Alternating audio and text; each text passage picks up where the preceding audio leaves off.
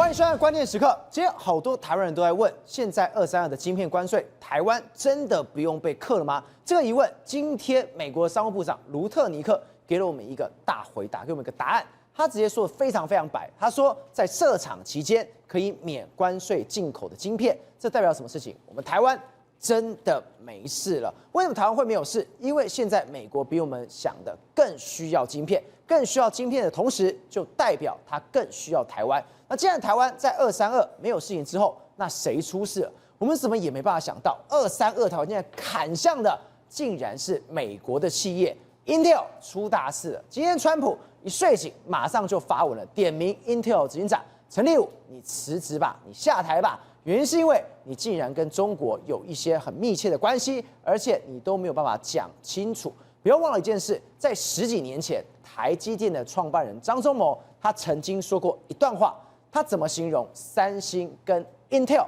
他说三星跟 Intel 一样都是非常有实力，像是700磅的大猩猩。但我们知道，三星现在已经没有像过去一样的荣景，到现在232调查也是针对了 Intel， 这代表一件事情，现在台积电要把整个市场全部都吃掉了吗？所以世彤这样一路看下来，232如果真的砍向 Intel 如果跌倒了，台积电真的要吃饱了吗？昭和，你知道，事实上目前为止来说的话，川普针对232的第一刀来说的话，当然是除了台积电之外，他现在大刀砍向 Intel， 他马上说 Intel 的执行长，你存在严重的利益冲突，你必须要马上辞职，没有其他任何的解决方案，所以他要求他辞职。对，好，那我们就讲为什么这件事情对台湾来讲很重要，因为现在看起来的话，川普要全力来处理232条款。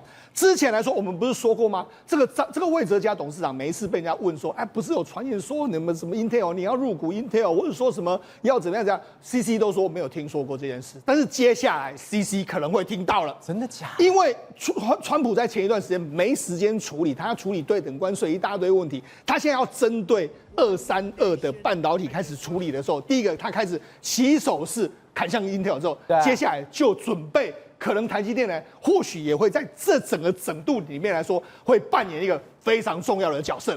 那我就讲这个整顿来说，我觉得对台积电来说是危机，当然也有商机。为什么这样讲？第一个，过去一段时间，我们张忠谋董事长曾经说过嘛，三星跟这个 Intel 都是一样非常有实力，像是700磅的大猩猩，没有错，他们是700磅的大猩猩，但是台积电现在已经是哥斯拉了。已经是哥吉拉啦，哥吉拉，对啊，你只是700磅，我是哥吉拉，所以现在哥吉拉是随便可以碾压里面，所以我觉得三星已经不是对手，这毫无疑问。现在 Intel 呢，搞不好川普的下一面的这个盘算里面，他搞不好跟台积电交易 Intel 啊，我跟他讲，搞不好会这样发生，所以我才说我们要密切观察接下来川普怎么处理 Intel 的这个未来的走向。所以今天大家都在问，因为昨天川普说什么？哎呀，这个晶片关税100%，他说完蛋了，没有啊，因为台湾的台积电已经提早去设厂，对，所以真的没有事。大家心想说，川普你真的会这样子吗？你不是手段很多吗？对，结果今天，美国商务部长卢特尼克专访哦，对。他竟然给我们台湾真的吃了一颗定心丸。对，没错。我觉得这件事情来说，我们要仔细来看卢特尼克。过去对等关税最重要的谈判人是贝森特，对。但是呢，这个232条款最重要的就是卢特尼克，因为232的发起人就是由美国商务部来启动调查，所以接下来我们要看他怎么说。好，第一个时间我跟他讲几个事情，他就说什么啊，这个在这个美国境内建厂的这个企业除外，那卢特尼克就说没有错，真的是这样子。他说呢，他说建厂跟设厂要好几年的时间，在此间我们会不会课关税？那卢特尼克就说，总统说了，只要你们承诺在他执政的期间，也就是说你在川普当总统的期间，你会在美国设厂，还有向商务部申请，然后整个过程呢有监管单位要看进度，就是我要盯着你看啊，那你要给我进度哦。然后川普就会允许业者在设厂期间可以免缴进口晶片的关税，但是业者必须要承诺在美国建厂，还要接受监督。所以简单意思是什么？就是你只要承诺我一个金额，那这个金额现在还没公布，但是我认为是要非常大的金额。那台积电的1650一定够，所以台积电基本上如果按照卢特尼克的说法是一定免税了。但是你要让我看你的进度，你要给我监督。那如果你没按照监督的话就不行，而且如果你骗我的话，未来我会给你回缴所有的关税。所以他现在说嘛，如果你今天骗我，如果你今天慢慢来，对那你完蛋。对，没错。如果你慢慢来，我就拿个鞭子鞭打你。对，如果你再没有听话，是我就通通课税了。对，我觉得这个当然过去有非常多厂商可能就是有诓川普让他不爽，他这次用这样好。另外一个他就说什么付钱或是在美国展业，所以简单来说就是这样。那我们台积电就是要付钱嘛，台积电现在要付1650亿嘛，哈，所以我就讲。基本上，卢特尼克的说法是确定了台积电基本上是免税。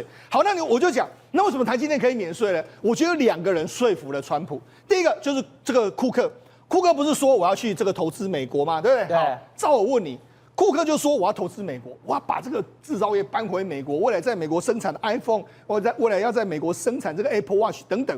但是等等，你要对我的晶片课税，那我库克我来干嘛？我是给税，我回来干嘛？那我回来干嘛？我成本都这么高了。对，所以我跟你讲，库克显然就跟川普说了，不好意思，老多啊，你那课税不是办法嘛。所以库克一定说服了川普说，你不要对这个课税。但是川普说，我可以不课税啊，但是你要来设厂啊。所以我觉得这库克扮演一个非常重要的角色。另外一个是黄仁勋，我们要讲黄仁勋呢，没有错啊，卢特尼克就说没有错啊。那一天，这个库克在跟他见面之前，他有跟黄仁勋见面，只是黄仁勋没有出现而已啊。所以黄仁勋去了嘛？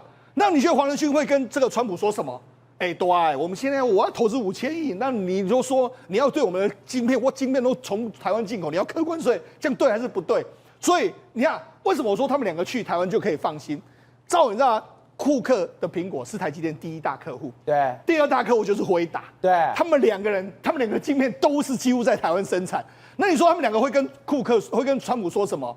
你课我的税你课到税是我倒霉不好意思，我们跟台积电我们现在没办法转嫁，我们可能要吸收，这样对还是不对？所以说他们2个都去，基本上台积电就没有什么问题，台积电这个是基本上确定的。可是问题是，我觉得现在对台积电来讲话，搞不好我们要负责的另外一件事就是 Intel。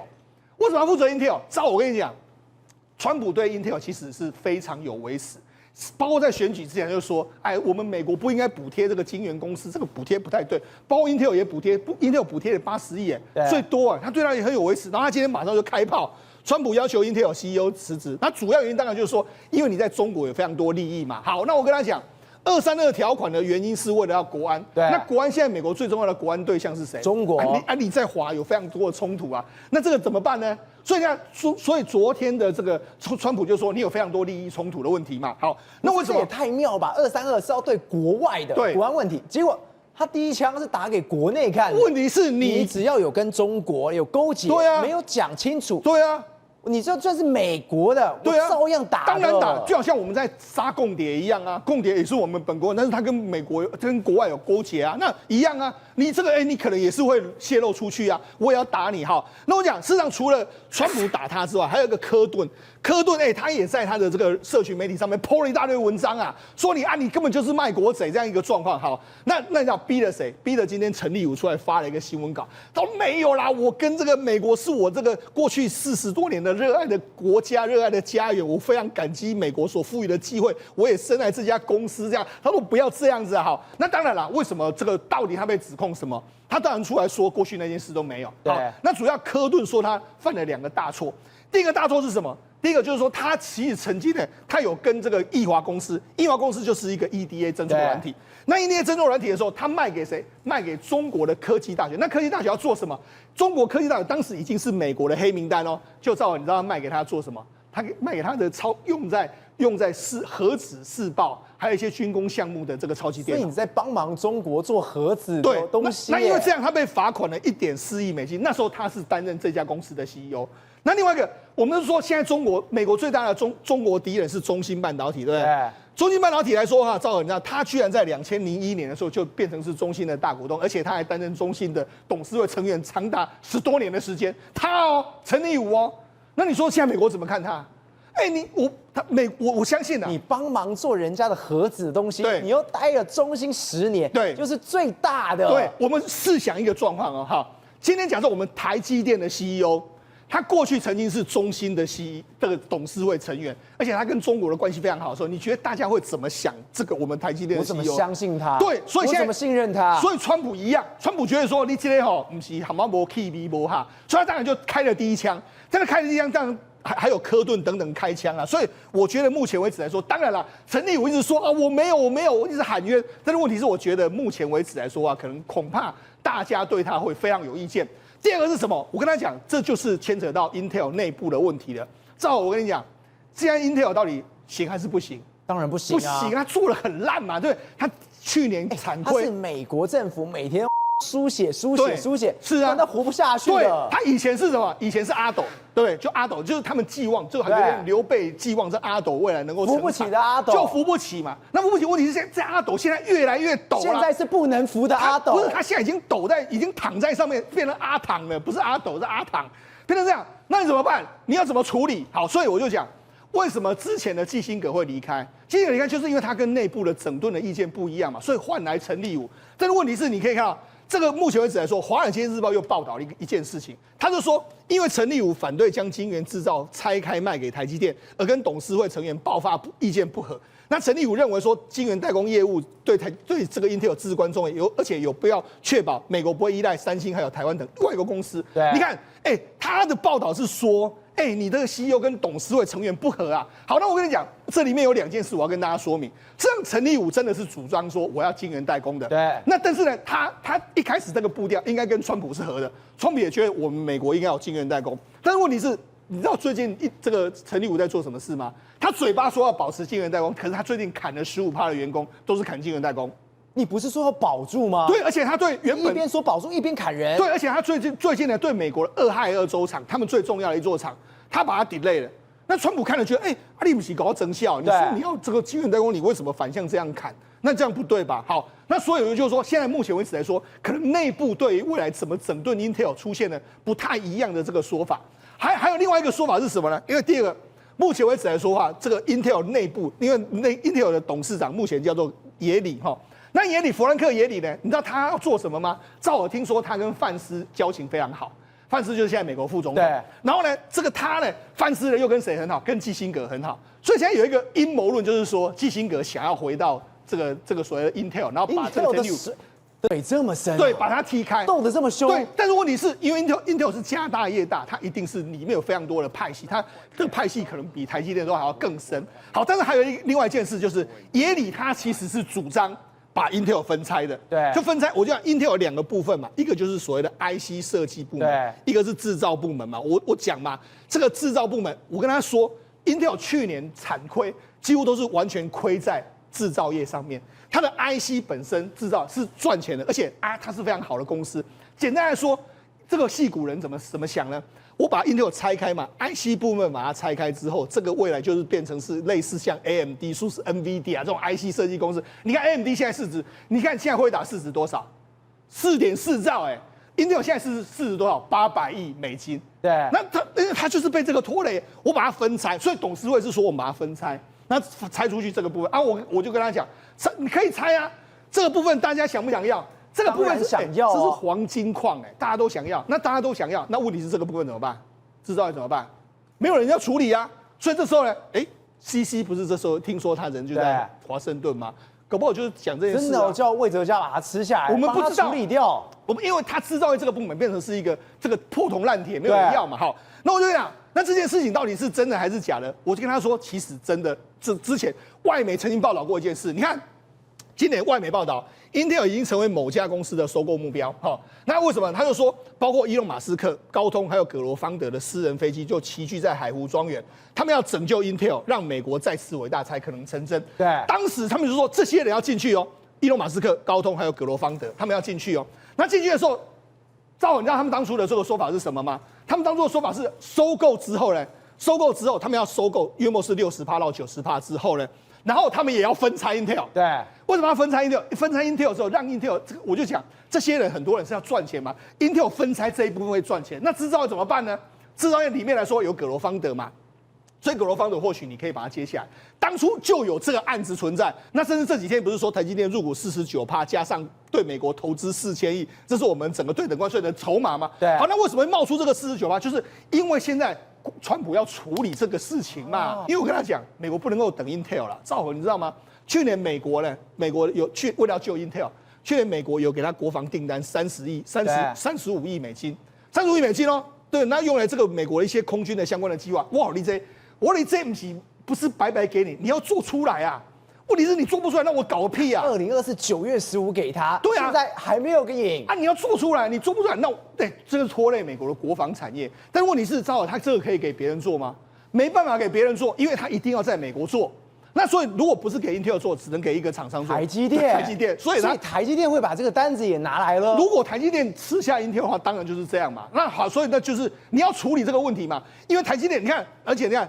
Intel 的晶圆代工宣布，这个美国国防部的这个 RAMPC 的计划加入新客户，它就是美国国防部的非常重要的合作伙伴。问题是你制造不行啊，那我问你，美国的国防能够一直等 Intel 啊？你把它做好，良率做好，那 OK。我要等到民国几年？不可能嘛，所以打起来了。但是这告诉你什么？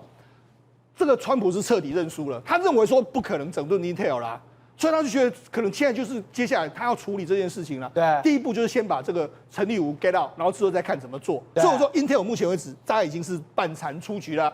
那这个三星来说，大概也是出局了。因为为什么？因为他都没有接到任何的 AI 客户嘛。AI 客户你要接到 AMD 了，或是说像这个辉达订单，你接到特斯拉没有用啦。特斯拉是电动车没有用啦，不好。我跟你讲，那个 Rapidus 有人就说，最近不是 Rapidus 疑似要偷我们的技术吗？但是问题是，就有人就说，搞不好这是台积电故意放出来倒打你一把，就是你觉得不可能追上我。但是事实上，以他的技术也不太可能嘛，所以才跟你说。目前为止，台积电统一江湖的这个地位是越来越明确。可是我就讲，你地位越高的时候呢，赵尔你要面对的难题也越多。对，这个川普可能会出给你更多难题嘛。我就跟你讲，川普现在像我们之前不是报道吗 ？AIT 我们这个政府跟 AIT 说，我们可以组合我们的团队去跟美国谈判。他说不要，我们美国政府直接跟公司谈就好。他当然啦，我要跟你谈什么？我直接跟台积电谈就好了。所以我就跟你说，现在台积电面对的谈判对象。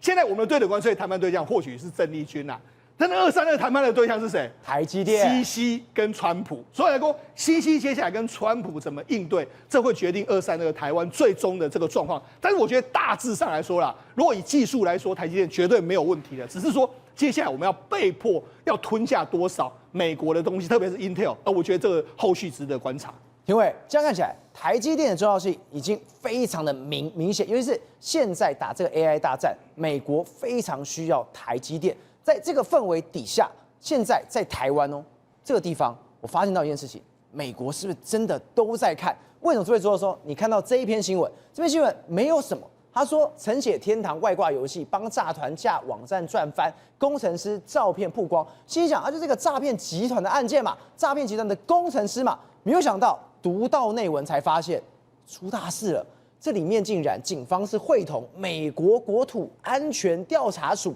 台北办，这里面竟然有美方的影子。对，这个非常奇特哦，因为大家以为说这个是单纯的一个诈骗集团的一个破获而已，但是事实上不是哦。你看到真正的合作对象是台美之间联手啊，这什么意思呢？我们从来很少听到说美国国土安全部在台湾有什么样的一个官员或是设点。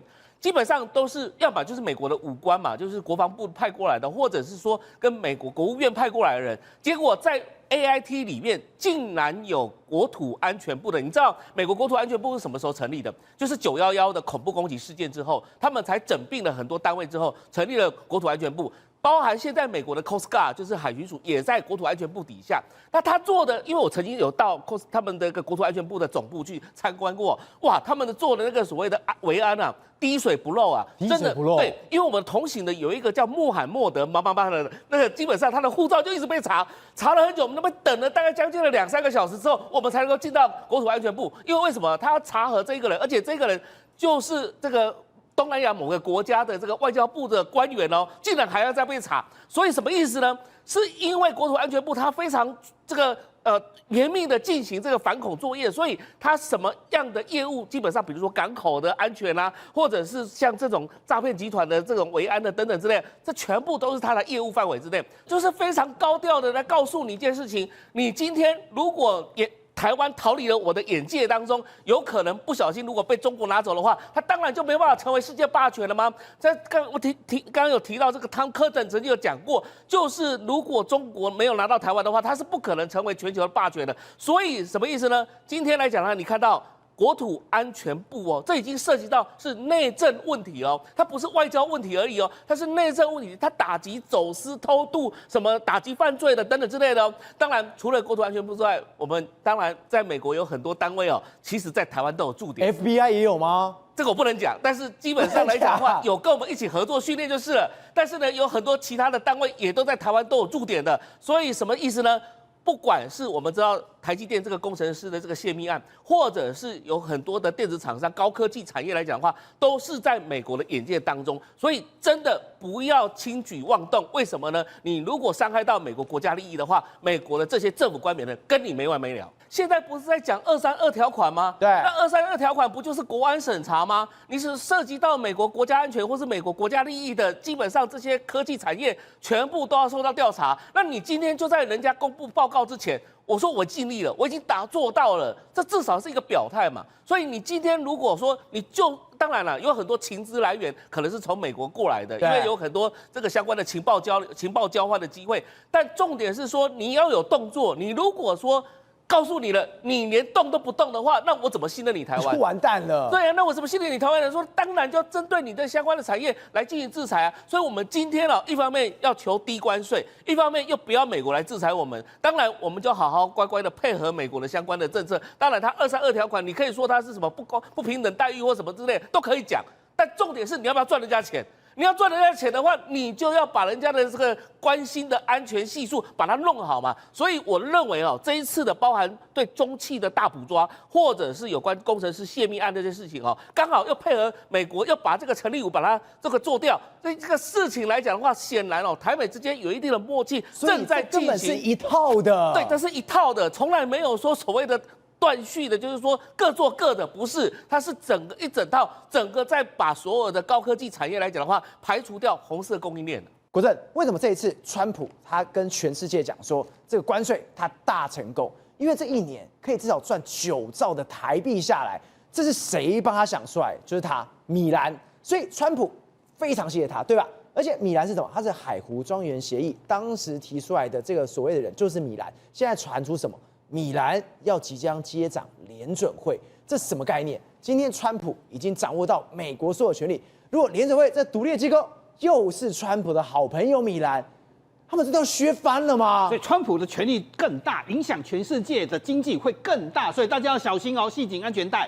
更大的冲击要来了，台币搞不好又要大升了，因为这个人今天川普贴文说，我正式提名他，非常光荣的提名。这个人叫做米兰，说，他从我第2年开始，我就一起跟他合作，他的表现在经济领域的表现真是无与伦比。川普说的真的对，因为收了很多钱，所以他非常杰出。我相信提名他当联准会的理事，将是非常的杰出，所以他现在升官变成是掌握地球金融不是美国金融最重要的7个人之一。重点是他跟川普是沆瀣一气，或者是2个船同穿一条裤子，是非常哥们的人，他一定会好好执行川普的命令。所以大家现在吓坏了，你知道？所以今天川普如果说他今天要降息，他今天是要升息。米兰听到了，我马上来处理的那一种，他就是会遵照川普的意志好好干下去，甚至会帮他想出很多颠覆世界的点子。你看川普为什么这么满意，今天这么开心的说我要提名他，因为真的他做到了，用关税来威胁全世界，连台积电我们要拿着4000亿美金去嘛，还可能吃的 Intel 嘛，这些当然都有可能。但为什么要这样？都关税嘛，然后所以现在日本拿给他5000亿美金，5000万亿美金，川普怎么说？这可是我们的钱，这是我们的钱还有欧盟给他6500亿美金，其实这个点子都是米兰出的。他说什么？美国想拿来做什么都可以，所以现在你投资的钱就是我的钱。所以白宫经济顾问发挥一件事情，整个白宫撒满了钱呢。你现在可以说，真的白宫是镀金了，就是因为他做的拿关税威胁全世界啊。我们现在谁会想出个点子？而且今年预估因为米兰出这个点子，美国大概可以多收3000亿美金的关税。非常的惊人，就你说的，大概是10兆台币多可怕的事情啊！而且它接下来是地球上全地球这个星球，美联储联准会就是这星球上对金融机构影响最大的，在地球上没有一个金融机构比它影响更大。他如果做错事情，就是世界级的灾难。我举几个例子，1971年尼克森做得不好，所以那时候他就一直逼联储会主席伯恩森说你要降息，你要就跟现在川普很像。结果降息之后碰到石油危机，结果发生了什么事情？美国的物价大涨，通膨达到12%，失业率持续上升，都是双位数。你知道这代表什么？大量人失业，美国东西贵到买不起，所以地球最有权力的7个人之一，竟然是提名了米兰这个职位，就会让大家吓死了。而且美国现在陷入什么问题？美国现在的债务高达36兆，利息长的是4000亿，20年以上，短的是6000亿。那川普很希望降息，因为他陷入一个叫骗局、庞氏骗局的架构，叫什么？每天都在借新还旧，借新还旧之后，美国靠利息都还不出来，结果想尽办法把它转过来。所以米兰就想一个主意是什么？我们就来讲说，你刚才讲了海湖庄园协定，他提出来说，这些债务已经庞氏骗局了嘛，所以我要解决债务，所以他就在去年川普竞选的时候提出一个叫重构全球贸易体系的用户指南，就是意思说，总统，如果你想要重构全球贸易体系，你来照我的方法去做就好了。我举一个例子美元，他认为美元太贵了他讲什么你知道吗？你把文字仔细读完之后，透过协调主要贸易国家的货币升值。简单讲是协调这里个字眼用很清楚意思是我要你台湾升你就升，所以我们现在央行都说，没有美国没有必要求我升息，人家是写在这里，人家说我是协调我不是说你自然升息，他没有说强迫，这叫协调，你要沟通的很好所以我们要懂美国的意志重新设计所以关税我说关税要收，你不可以报复我再来债务重组100年国债现在不是大家拿5000亿4000亿给他花吗？再来主权投资基金这个也他也讲很清楚保障供应链安全，所以我们现在干的是什么？大扫荡，这跟他写的一模一样。战略产业 AI 跟晶片，他都写在里面了，每一条都。所以这个叫海湖庄园，最后同意过来之后，大家通俗的说法叫海湖庄园协议。而且4月7号的时候，他又出来讲一次，因为4月2号发生了什么事？就是解放日关税，我们台股天天大跌嘛，他出来讲一下。你们不要报复我要收你多少关税，你绝对不可以报复，你要收你关税，大家要接受。再来，你要打开国内市场，日本开放了，韩国开放了，现在等着台湾要开放嘛。你不要以为逃得过，你一定逃不过了，你将来一定会开放市场。再来，你要买很多的美国军事武器，还有天然气，这个其实我们台湾在准备了。再来投资美国，并且在美国开工厂，直接捐钱给他。现在我们台积电做的事情不就这样吗？所以当它变成是权力这么大的事情，大家准备好，米兰的新冲击要来了。不是，今天有件事情让我真的下巴都直接掉下来。我们不是才讲吗？日本也太衰了吧！第一个谈完，大家讲说哇，日本你是个 model， 你是个典范，15%，结果又被默默加了15%。第一时间怎么办？斥责亮正，跑到了美国去。美国去之后。他真的谈成了，但谈成之后，我心想，你美国真的很贼。他说好，我这个15%我们可以先稍微缓一下。那至于我们之前征的这个税，我退还给你。这代表一件事情，你如果没有去抗议的话，你如果没有去反应的话，你真的会被美国吃得死死的。是赵和，这代表什么意思？就美国在增效把日本耍着玩，你知道吗？他就说乌龙一场不好意思那个是乌龙吗？乌龙一场就是所谓的乌龙一场，让昨天日股大跌，让一些汽车股都快要死在那边了。而且这个斥责亮正第一线谈判官被日本媒体骂无能大臣、废柴大臣，就骂到他的脸都绿了，真的绿了。我跟你讲他如果这件事没搞定，他搞不好在那边被逼了搞不好都要谢罪了，你知道吗？就是想尽方法来谢罪。还好就是飞到美国去之后就说，怎么回事？我们不是都已经谈妥了吗？明明是最高15%，怎么会变成是叠加15%？哇，这个事情很严重结果后来他们就看了一下说失误不好意思，那我们的总统命令会重新更正会修正。那这1-2天多收的这一些关税会退还那个不好意思。什么不好意思？日股上下，你知道吗？今天确定发现是乌龙一场之后，今天一度日股大涨了900点，软银涨了12%。那个日本股民心里想说，根本在操纵股市了吧？真的，这真的是，但没办法，因为操纵股市的人是谁？是川普，所以你就知道日本冤不冤冤斥责亮正冤不冤冤但是他敢说什么吗？他敢喊口吗？他敢那个不开心吗？不敢。所以呢，马上又喜滋滋的确定之后说，日本美国已经说好了，他们会修正，而且呢，就是会把钱退给我们。只是呢，时间什么时候？不确定。不过呢，应该不会拖太久。那再来啊，他就你知道吗？就很开心，在他的那个社群软体上就贴出说，我跟那个对日本充满爱意的这个 nice guy 谁小卢，谁是小卢啊？怎么哪来的小卢啊？原来是讲卢特尼克，就是他叫卢特尼克。他叫小卢，要装熟有没有？卢克尼克这小卢跟我们很好啦。还有就是还有另外一个谁，小贝小贝也真的是对我们日本疼爱有加谁是小贝？今天是贝森特美国的财政部长，你知道吗？这代表什么意思？就是要展现我们美日情谊呀。就没有想到他这样的说法，看在日本的那个股民眼中说。你会不会太轻率了？你真的可以这样称呼人家吗？难怪谈得哩哩啦啦，怎么样都被骂，你知道吗？我觉得他真的还蛮冤屈的，明明谈得不错，而且我现在有一件事确定其实这对日本来讲是最重要的。现在美国政府也松口说，对。日本车到美国的关税从原本的27%降到15%，对，这其实是一大胜利。这对日本政府来讲，根本就是应该5个灯，然后应该要放鞭炮庆祝。结果因为美国政府的一个行政疏失，当然被骂到真的是臭头，差点被吐口水所以你就知道，这代表从头到尾真的就是美国说了算。然后呢，他还弄出一张照片。就是8月7号，他除了跟那个小卢合照之外，还给我跟那个小 Tim 一起合照。谁是小 Tim？ 就 Tim Cook 就说经由他的介绍，然后有这样。其实这种种 PO 照片的一个用意在干嘛？就是要洗白，然后要证明给日本的股民来看，或者是日本的。那个日本人来看说，我们日本政府这一次请全力真的谈了一个还算可以接受的一个协议。玉凤，我们都知道现在中美两国是在打什么 AI 战，所以为什么我们才会说台积电这么重要，台湾这么重要？为什么今天川普要把 Intel 整个打醒？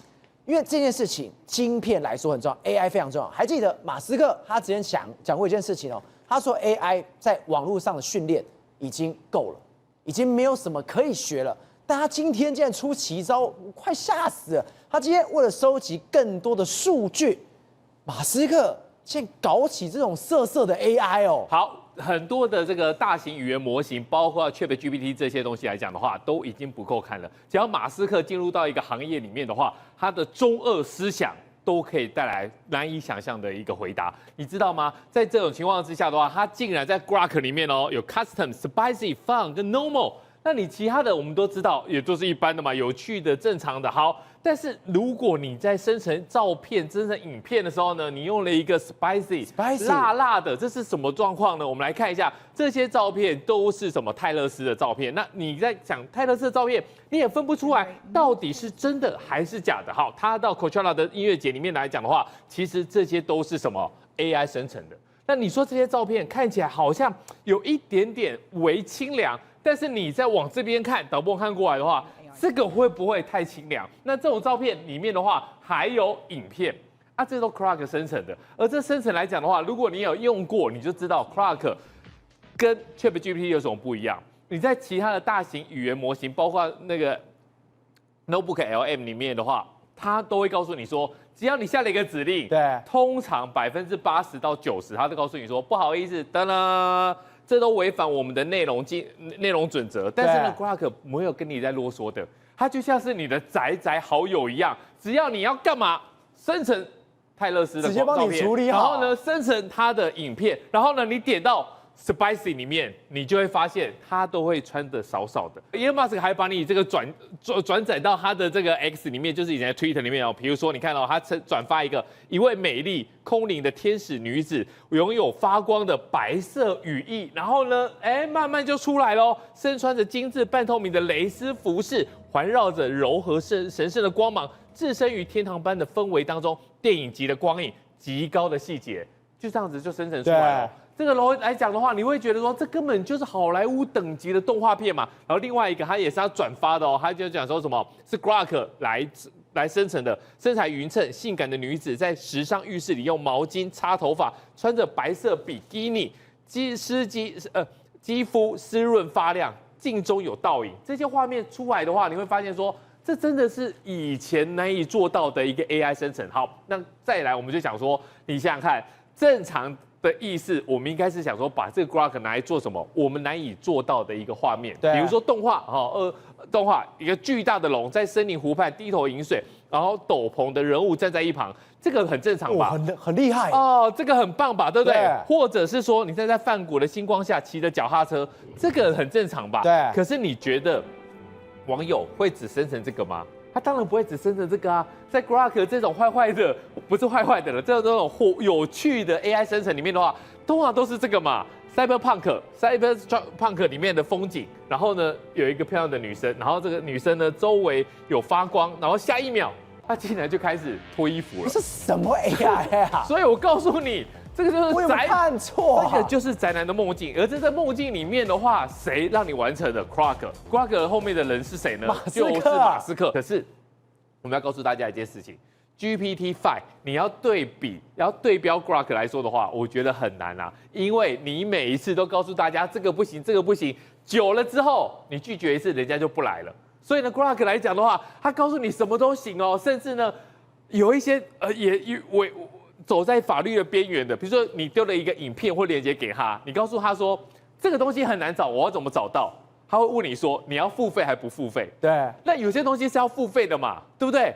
但是呢，如果你告诉他我不想付费，他还是找给你，他还是找了一些漏洞给你。所以呢，这个就是 Elon Musk 他的中二思想，他就是反正你要的我都给你。好，那现在来讲的话 ，Elon Musk 的中二，他的这种恶作剧的因子哦来了。Microsoft 是什么？是微软嘛？对不对 ？Bill Gates 的 Microsoft 是微软嘛？那现在来说的话 ，Michael 是什么意思？是微小的 ，Soft 是软体的意思嘛？对不对？但是他来了一个，人家是 Michael， 他是 Marco。巨大的 soft， 它是 hard， 巨硬，巨硬。你就想说这个东西就是要来酸谁？酸 Bill Gates 的 Microsoft 嘛？那这是谁弄的？又是我们的好朋友 Elon Musk。那 Elon Musk 弄这个东西来讲的话，大家都以为他在 Twitter 就像在 X 上面酸一下而已，没有，人家去干嘛？注册商标了。为什么呢？因为 Microsoft 有 OpenAI，Michael Hard 有这个 SAI， 以后他们两个就要相互对抗。在 AI 的世界一决高下，宏观取材，厘清真相，犀利精准，深入剖析，时刻掌握关键，新闻时事不漏接。老时段，新气象，我是钟浩和，关键时刻2.0全新出击。